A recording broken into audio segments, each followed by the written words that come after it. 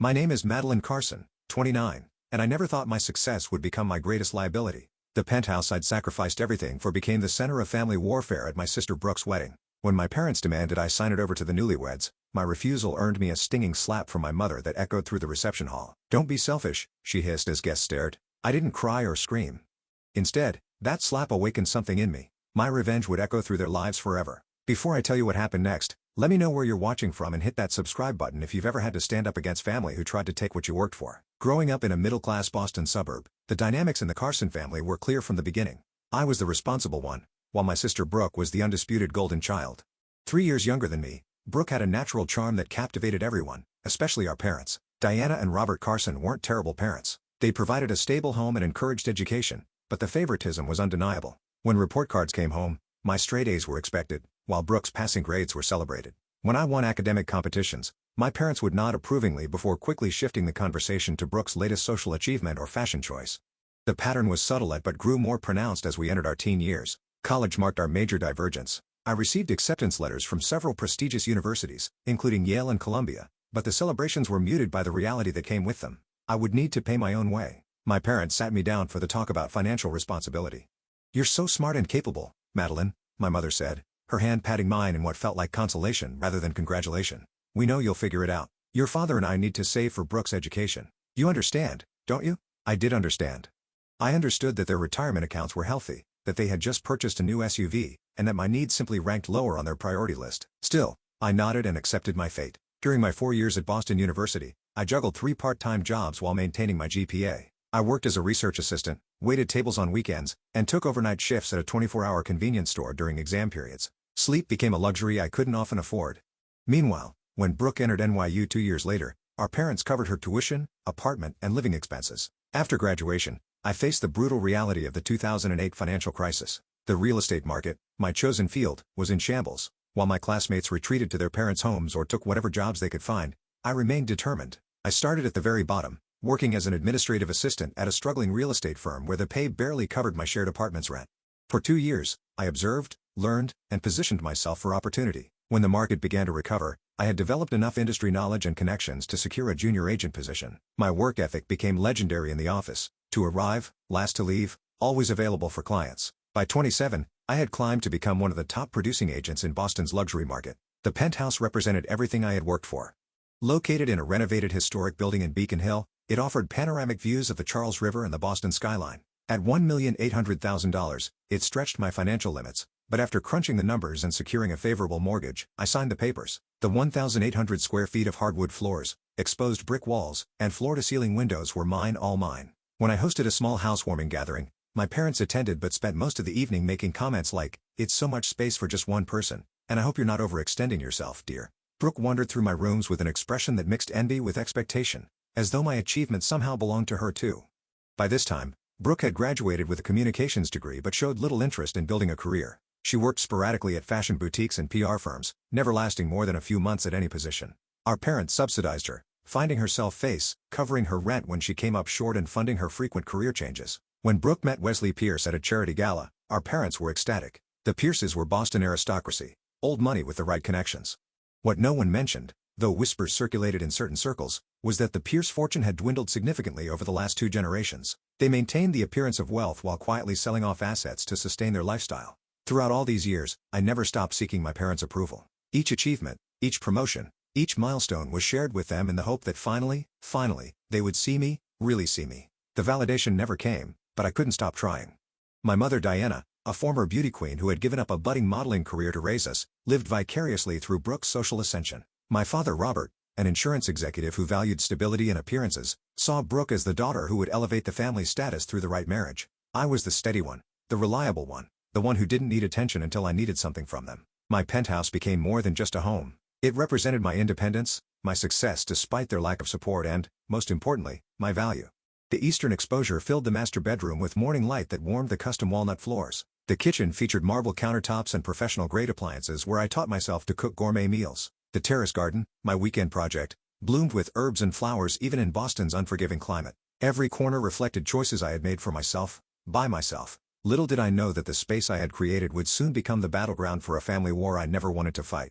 Brooke's engagement to Wesley Pierce unfolded like a fairy tale, At least that's how my mother described it to anyone who would listen. Wesley proposed at sunset on his family's yacht in Nantucket Sound, presenting Brooke with his grandmother's 5-carat diamond ring. When Brooke called to share the news, I could hear my mother's voice in the background already discussing venue options. "We're thinking June at the Pierce family estate," Brooke gushed over the phone. "And, Maddie, I want you to be my maid of honor.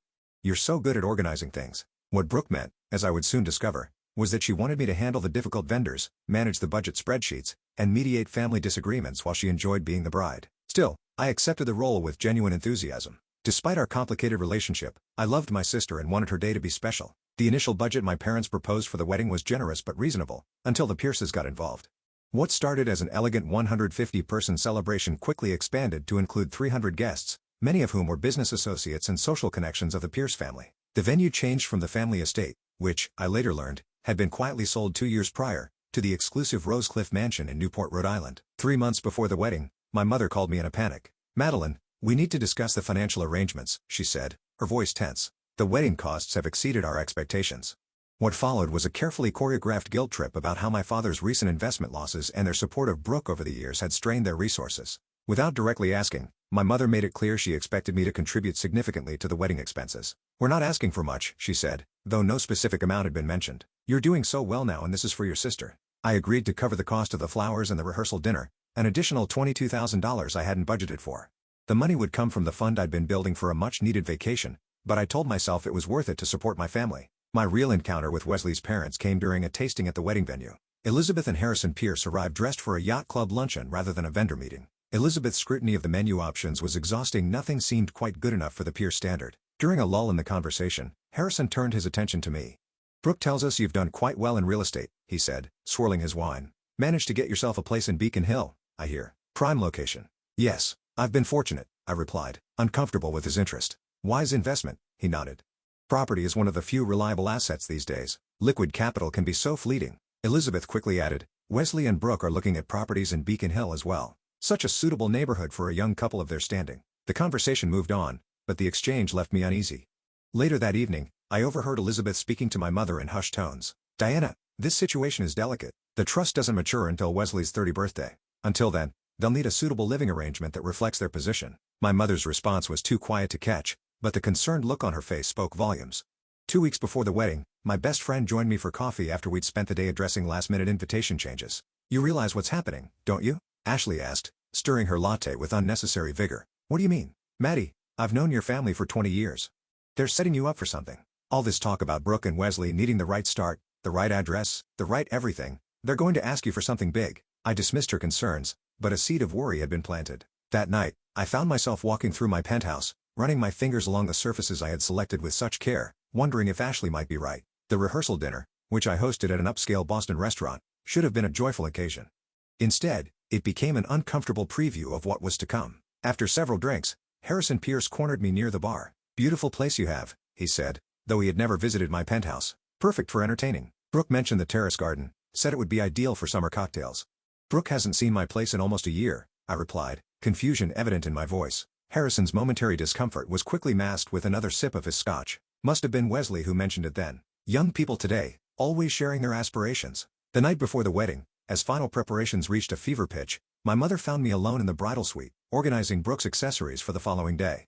"Madeline," she began, her voice adopting the gentle tone she reserved for difficult conversations, "you've always been our rock. So independent, so capable." I murmured a thank you, focusing on arranging Brooke's jewelry. "Your sister has always needed more guidance, more support," she continued. "Her partnership with Wesley is everything we've hoped for, but they'll need help establishing themselves." "I've already contributed to the wedding, Mom," I said, a defensive edge creeping into my voice. "Of course, and we're grateful, but a wedding is just one day. Marriage is a lifetime." She paused, choosing her words carefully. "You should consider how you might help them build their future together. After all, family is everything." The implication hung in the air between us, but neither of us acknowledged it directly. As she left the room, a chill settled over me that had nothing to do with the air conditioning. The morning of Brooke's wedding dawned with picture-perfect weather, clear blue skies and a gentle breeze that seemed custom-ordered for the occasion. The ceremony was scheduled for 4 o'clock, allowing ample time for the elaborate preparation process. In the bridal suite, chaos reigned as hairstylists, makeup artists, and photographers circulated among the bridal party. Brooke, naturally, was the calm center of the storm, radiant in her pre-wedding glow. When she stepped into her gown, a custom Vera Wang creation with a 15-foot train, even I felt my breath catch. My complicated, frustrating, beloved sister looked like something from a fairy tale. "You look beautiful, Brooke," I said, helping to arrange her train. For a moment, the sister I remembered from childhood, before the competition, and smiled back at me. "Thanks, Maddie, for everything." The sincerity in her voice made me hope that perhaps, once the wedding stress passed, we might find our way back to a genuine relationship. The ceremony itself was flawless. Against the backdrop of Rosecliff's oceanfront gardens, Brooke and Wesley exchanged vows while 300 guests looked on. My parents sat in the front row, my mother dabbing it at tears with a monogrammed handkerchief, my father beaming with pride. From my position beside Brooke, I watched her become Mrs. Wesley Pierce, hoping this union would bring her the happiness she sought. The reception began with cocktails on the terrace before moving into the ballroom for dinner. I had just finished my maid of honor duties organizing the bridal party for introductions, ensuring Brooke's dress was properly bustled for dancing when my father approached. "Madeline, would you join us for a moment?" "In the library." Something in his tone made my stomach tighten, but I nodded and followed him through the grand hallway into a wood-paneled room where several people waited, my mother, Harrison and Elizabeth Pierce, and, to my surprise, Brooke and Wesley, still in their wedding finery. "What's going on?" I asked, looking from face to face. "Is everything all right?" My mother stepped forward, taking my hands in hers. "Madeline, dear, we wanted to speak with you privately, as a family, about Brooke and Wesley's future." Harrison Pierce cleared his throat. "We've been discussing the young couple's living situation. As you know, property in the right neighborhoods is essential for maintaining certain connections. We've looked at several options," Elizabeth added, "but nothing suitable is currently available within their means." My father joined in, his business voice now in full effect. "What your mother and I, along with the Pierces, have been discussing is a temporary arrangement. Just until Wesley's trust matures." The air in the room seemed to thin as I realized what was happening. Still, I waited, wanting them to actually say the words. Brooke stepped forward, still glowing in her wedding dress. "Maddie, we need a place to live. Somewhere that reflects Wesley's position and allows us to entertain properly. Your penthouse," my mother said simply, "would be perfect for them." For a moment, I thought I had misheard. "My penthouse." "Just temporarily," my father added quickly. "Perhaps a year or two."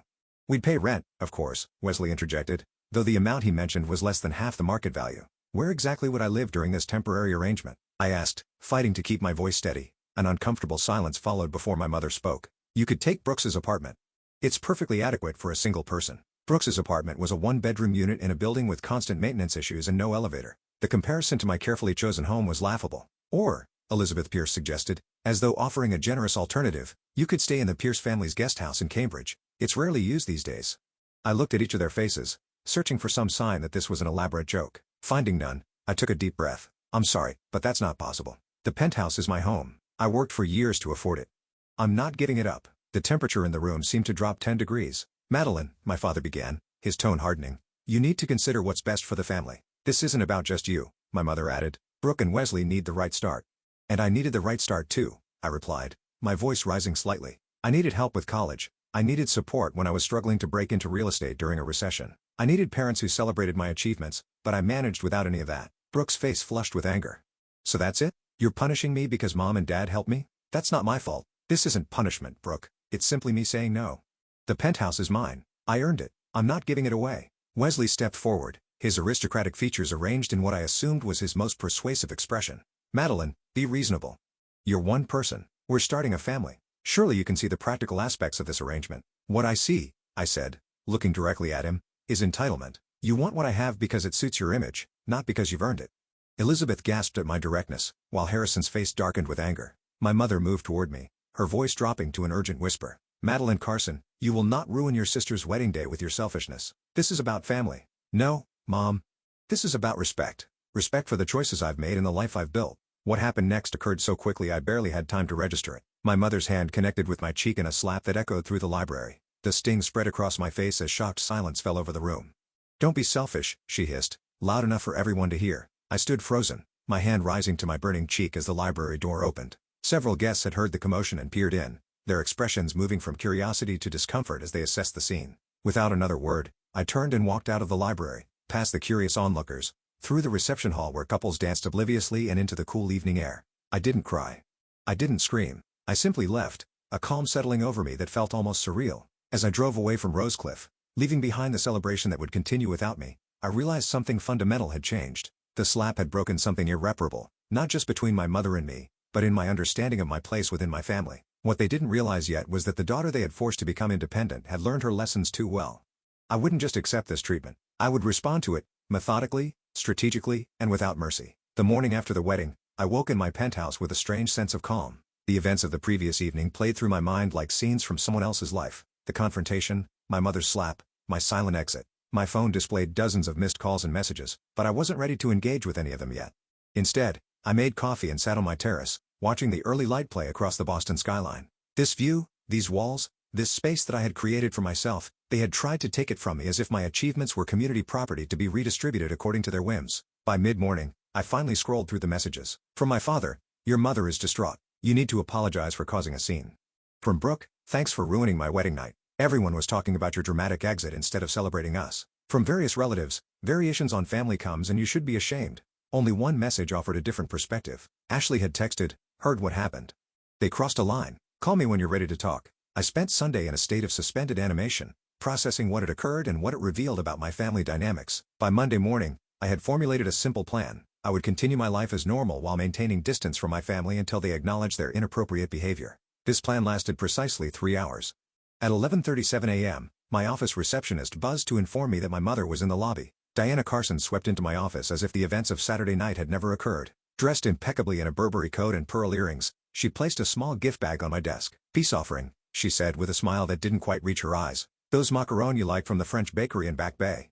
I left the bag untouched. "What can I do for you, Mom?" She sighed dramatically. "Madeline, we need to move past this unfortunate misunderstanding. Your sister is devastated that you left her reception."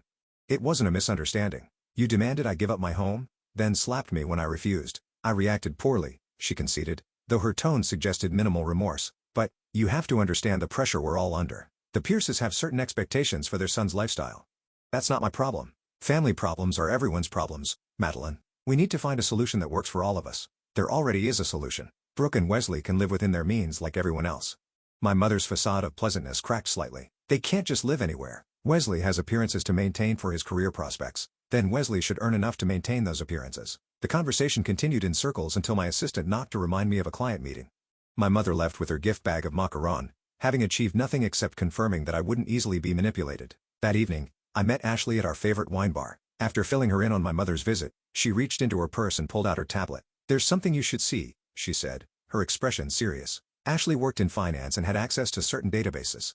I did some digging into the Pierce family finances. The document she showed me confirmed what I had suspected. The Pierce family fortune was largely an illusion. They had been selling assets for years to maintain their lifestyle. Wesley's trust fund, which everyone kept mentioning, contained a fraction of what had been implied. "There's more," Ashley said, swiping to another screen. "Look at the date Brooke toured these properties." I stared at a real estate agent's showing schedule. 3 months before the wedding, Brooke had viewed multiple luxury properties in Beacon Hill, including my building. "She couldn't afford any of these," I murmured. "Exactly. So why tour them unless she already had a plan to acquire one without paying for it," I finished, a cold realization settling in my stomach. Over the next 2 weeks, I pieced together more of the puzzle. A casual conversation with my building's doorman revealed that Brooke and Wesley had visited my penthouse twice while I was on business trips. "Your sister said you asked her to water your plants," he explained apologetically when he saw my shocked expression. A college friend who worked at the architectural firm Wesley occasionally consulted for mentioned that Wesley had been showing people photos of his new place in Beacon Hill weeks before the wedding. The most damning evidence came from an unexpected source. My father's secretary, with whom I had always maintained a friendly relationship, called me with concern. "Madeline, I shouldn't be telling you this, but I overheard your parents discussing your penthouse with the Pierces back in March. Your father suggested they wait until after the honeymoon to have you sign the transfer documents. He seemed confident you wouldn't refuse once it was presented as a fait accompli." The betrayal ran deeper than I had imagined. This wasn't a spontaneous request born of wedding emotions. It was a calculated plan months in the making. They had toured my home without permission, made promises regarding my property, and expected me to comply once socially cornered. I scheduled an appointment with Jessica Thompson, a law school friend who specialized in real estate and family law. After explaining the situation, I asked about my legal vulnerabilities. Could they make any claim on my property? Could they argue I promised it to them? Jessica shook her head firmly. "Without written documentation, any verbal claim would be extremely difficult to prove. Your property is solely in your name, purchased with your funds and maintained by you. They have no legal standing whatsoever." "What about family pressure, social pressure?" "That's not a legal issue, Maddie. That's a personal boundary issue." She leaned forward, her expression serious. "The question isn't whether they can take your property, they can't. The question is how you'll respond to this breach of trust." As I left Jessica's office, my phone buzzed with a text from Brooke. "We're back from the honeymoon. Mom says you're still being difficult about the apartment situation. We need to resolve this before we start moving our things." The presumption in her message crystallized my resolve. This wasn't just about a property dispute. It was about years of manipulation, favoritism, and entitlement. My family had shown me exactly how they viewed me, not as a person with my own life and achievements, but as a resource to be tapped for Brooke's benefit. I spent that evening sitting in each room of my penthouse, remembering the overtime hours, missed social events and sacrifices that had made this space mine. In the soft glow of the city lights streaming through my windows, I made my decision. The time for passive acceptance was over. If my family wanted war, I would give them one fought on my terms with my weapons of choice. The term revenge carries connotations of hot-blooded retaliation, of actions taken in the heat of anger. What I planned was different: cold, calculated, and designed not to hurt, but to correct. I would establish boundaries that should have existed all along and allow natural consequences to unfold. My step was to consult with Dr. Eleanor Bennett, a therapist specializing in family dynamics. I needed to ensure my response was proportional and healthy, not driven purely by emotion. What you're describing, Dr. Bennett said during our session, is not revenge in the traditional sense. You're seeking to establish consequences for boundary violations, which is both appropriate and necessary for healthy relationships. It feels like revenge, I admitted. That's because you've been conditioned to view any self-protective action as selfish or punitive. Your family has trained you to prioritize their needs above your own. Breaking that pattern will naturally feel uncomfortable. With Dr. Bennett's guidance, I developed a framework for moving forward, one that prioritized my well-being while leaving room for genuine reconciliation should my family choose that path. Armed with this psychological clarity, I turned my attention to practical matters. My profession had equipped me with research skills that I now applied to my own family situation. What I discovered was illuminating. My parents' financial records, accessible through the mortgage refinancing they had initiated for wedding expenses, revealed years of systematic support for Brooke that far exceeded what I had imagined. Beyond college tuition, they had paid off her credit cards multiple times, covered the security deposit and 6 months' rent for each new apartment she moved to, and even financed a failed jewelry business venture she had abandoned after 3 months. More troubling was the discovery that they had taken a substantial home equity loan to pay for the wedding, a financial strain they had concealed while asking me to contribute additional funds. The $22,000 I had provided hadn't supplemented their budget. It had prevented them from extending themselves even further into debt. Wesley's family situation proved equally revealing. Through industry contacts and public records, I confirmed that the Pierce family had indeed sold their Nantucket estate along with 2 other properties. Harrison Pierce's investment firm had lost several major clients following a poorly executed merger, and their lifestyle now depended largely on their remaining social capital connections that could translate into opportunities for Wesley.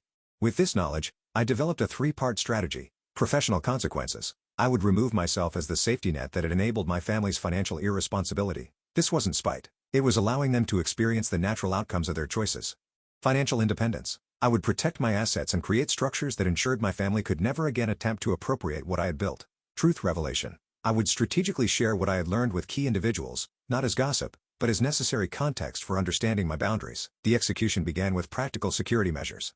I changed the locks on my penthouse and informed the building management and doorman that no one was to be admitted to my unit without my explicit authorization. Not family, not friends, no one. I installed a security system with cameras that would alert me to any attempted entry. Next, I contacted my bank, investment advisors, and insurance agents to remove my parents as emergency contacts and beneficiaries, replacing them with Ashley and a cousin I had always been close with. I updated my will with Jessica's help, creating a living trust that specifically excluded immediate family members from making claims on my estate. The financial disentanglement continued as I systematically removed myself from any shared accounts, services, or memberships with my family.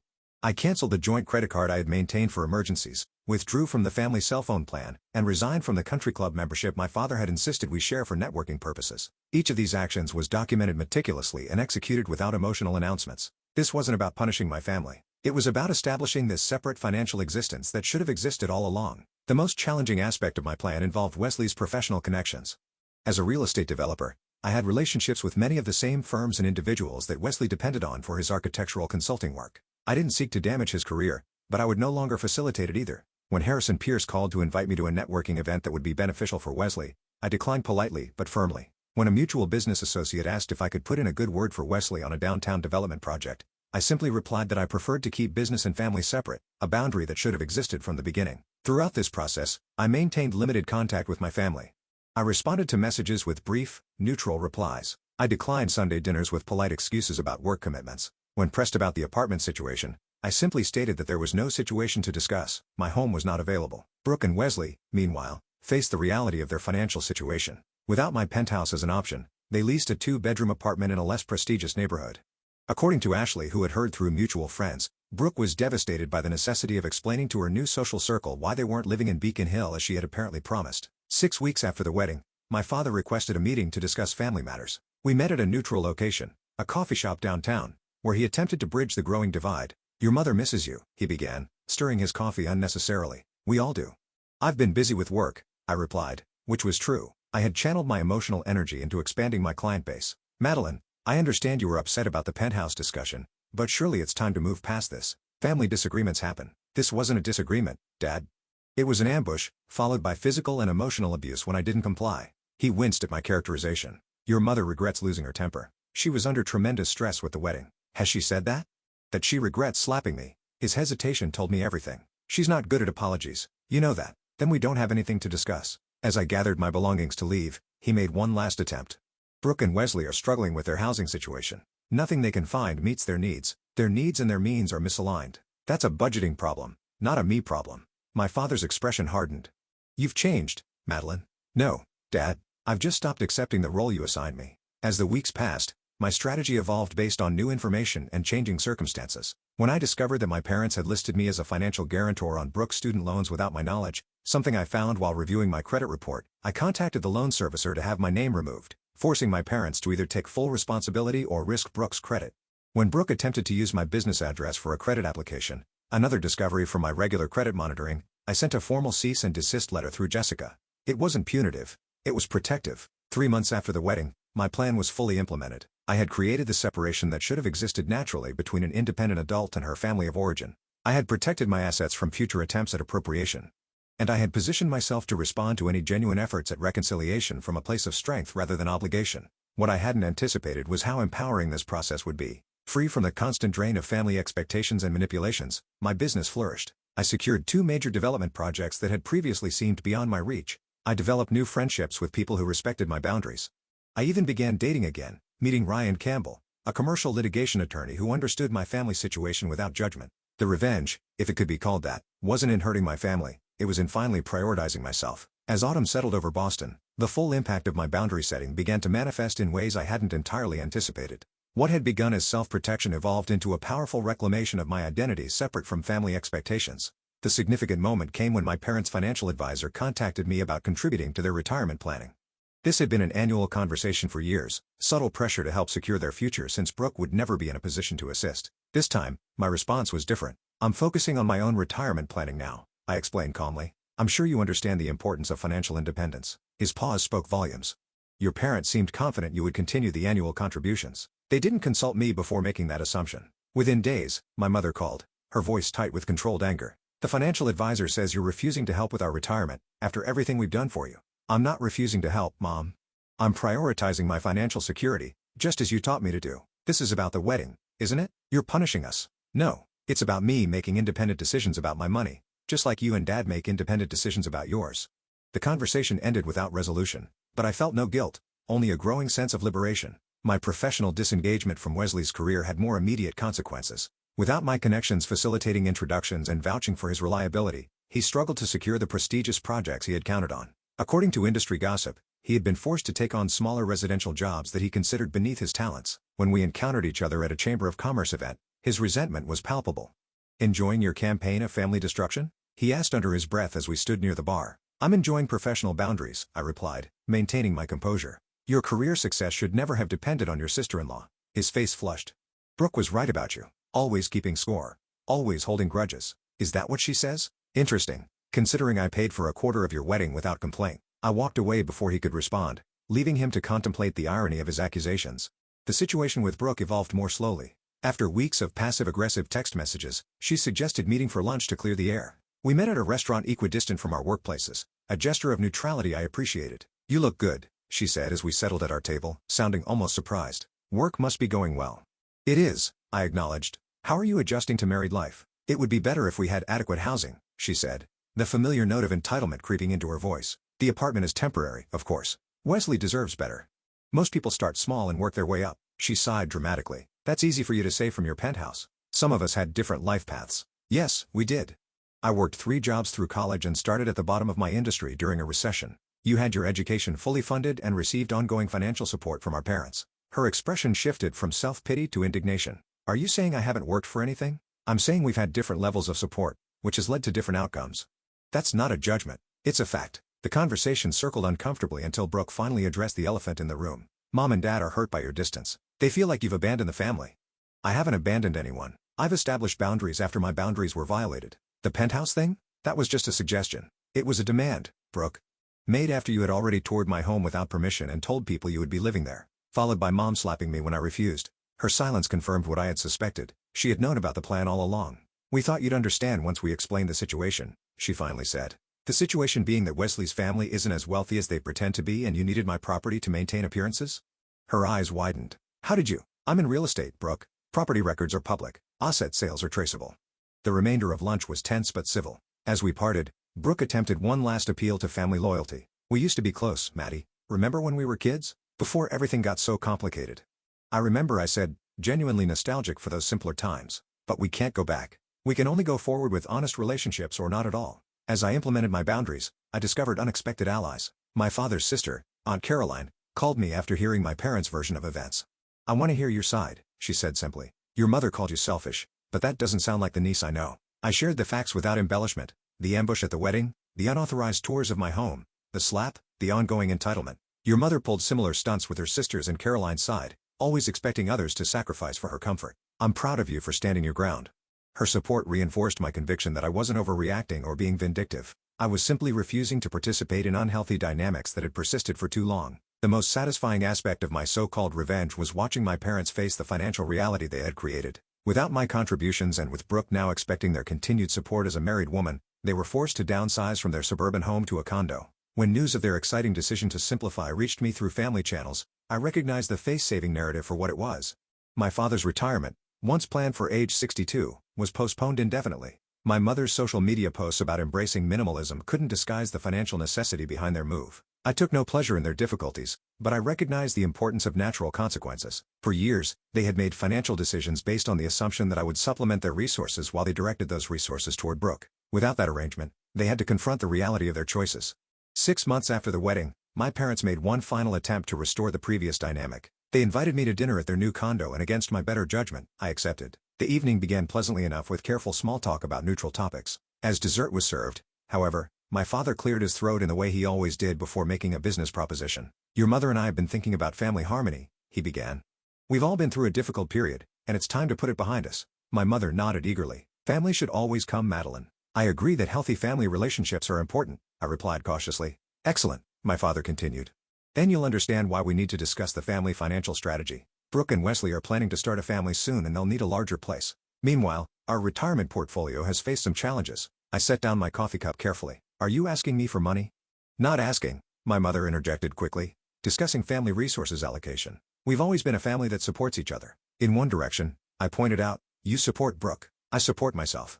And now you want me to support all of you." "That's an ungenerous characterization," my father said, his tone hardening. "It's an accurate one. And my answer is no." The facade of family reconciliation crumbled immediately. "After everything we've done for you," my mother began, her voice rising. "What exactly have you done for me, Mom? List it for me. Be specific." Her inability to produce concrete examples beyond giving you life and providing a roof over your head as a child spoke volumes. As I prepared to leave, my father made one last appeal. "This isn't who we raised you to be, Madeline." "You're right," I agreed, gathering my coat. "You raised me to be a supporting character in Brooke's life. I decided to become the protagonist in my own instead." Walking away from their condo that evening, I felt no anger, no resentment, only clarity. The revenge they accused me of was simply me living authentically without catering to their expectations. It was the most powerful response I could have chosen. 1 year after Brooke's wedding, I stood on my penthouse terrace watching the sunset paint the Boston skyline in shades of gold and pink. The garden I had cultivated was in full bloom, herbs and flowers thriving in fully arranged containers. Inside, Ryan was preparing dinner, our 1-year anniversary of dating. The past 12 months had brought significant changes, both expected and surprising. My professional life had flourished beyond my projections. With my emotional energy no longer drained by family drama, I had expanded my real estate development company to include a small team and had completed 2 major projects that earned industry recognition. My personal growth had been equally significant. Through continued work with Dr. Bennett, I had processed the complex emotions surrounding my family relationships, the lingering hurt, the occasional guilt, the relief of liberation. I had learned to recognize the difference between healthy boundaries and punitive distance, between self-respect and vindictiveness. The most unexpected developments came from my family themselves. After months of silence following our final confrontation, my father reached out with a brief email. "I've been reflecting on our last conversation. You raised points I wasn't prepared to hear. I'm not ready to discuss this further, but I wanted you to know I'm thinking about what you said." It wasn't an apology, but it was an acknowledgement, something I had never received from him before. Brooke and Wesley's situation had evolved in ways that validated my decisions. The apartment they had considered beneath them became their permanent residence when Wesley's architectural practice struggled to attract the high-end clients he had counted on. According to family gossip, they had postponed their plans for children due to financial constraints. What surprised me most was my lack of satisfaction in their difficulties. I had expected to feel vindicated, perhaps even pleased, that they were experiencing the natural consequences of their entitlement. Instead, I felt only a distant compassion.